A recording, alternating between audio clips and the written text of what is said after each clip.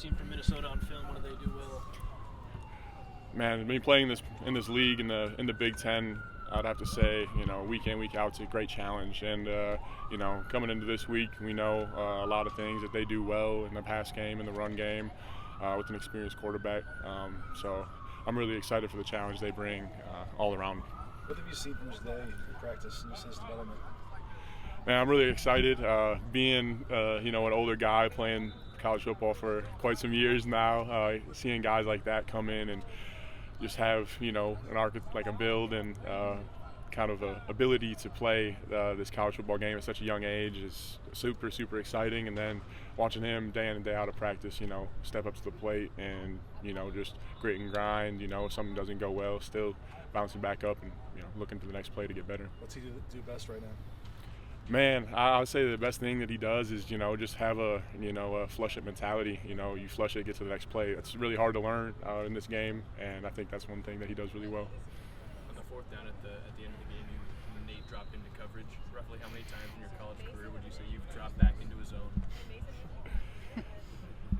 So on that play, we were able to have coverage responsibility, and I was really excited, have an opportunity to make a play on the ball, and it happened to go Nate's way. And in my career, I haven't done that too many times, but it's really exciting, being able to have a diverse, responsibility out there.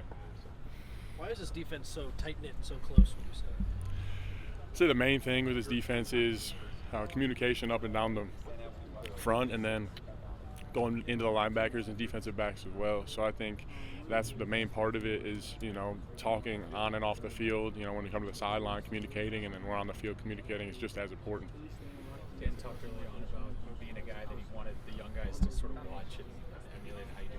Where does that come from for you?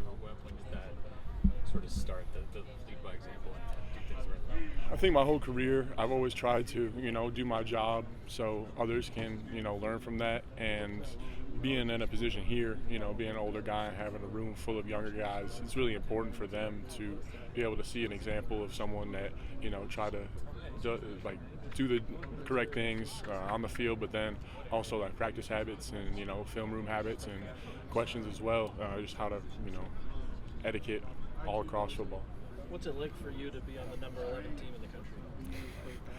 And it's really special to be on a team where there's a lot of eyes on you, like here at USC. But as far as rankings go, you try not to listen to that stuff and all that. But yeah, obviously having a lot of eyes on you, being in this conference, and like I said, week in and week out having games, like Minnesota, like this past week at Wisconsin, and just going through the whole schedule, just having a challenge and being able to have other people talk highly of you, super special. What are the discussions like with your family, as much as you're willing to share after a game where, you came from Wisconsin and you're here at USC, you're starting and playing a huge role. I'm sure your parents are so proud. What are those conversations like? Yeah, I was actually blessed to have my family out here for this game, and a lot of my extended relatives were here as well, and they were just super happy, be able to see me play against the team that we were growing up watching back home in Wisconsin, and just super happy for me where I'm at, and couldn't be happier to have them at most of these games.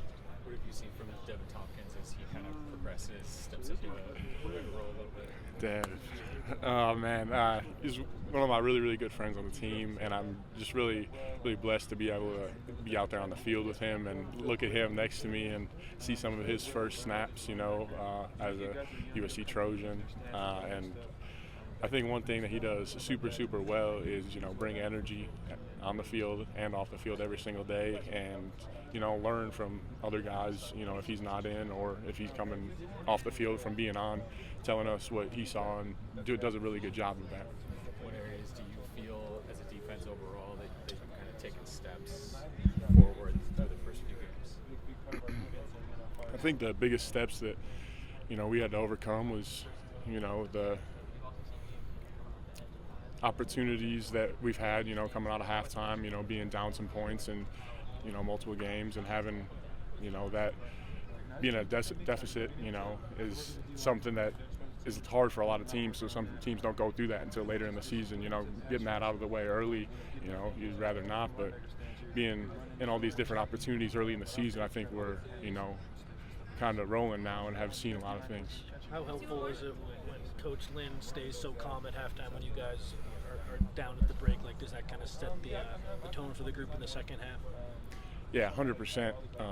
Going in there as a unit, you know, being with the defensive guys and talking to each other and seeing what we saw the first half, and going in and, you know, knowing that we were able to go out in the second half and plenty more football to play. I couldn't be like happier coming out of the locker room with that group of guys and having Coach Lynn, you know, go over all that stuff during halftime. So that's kind of how that mindset worked.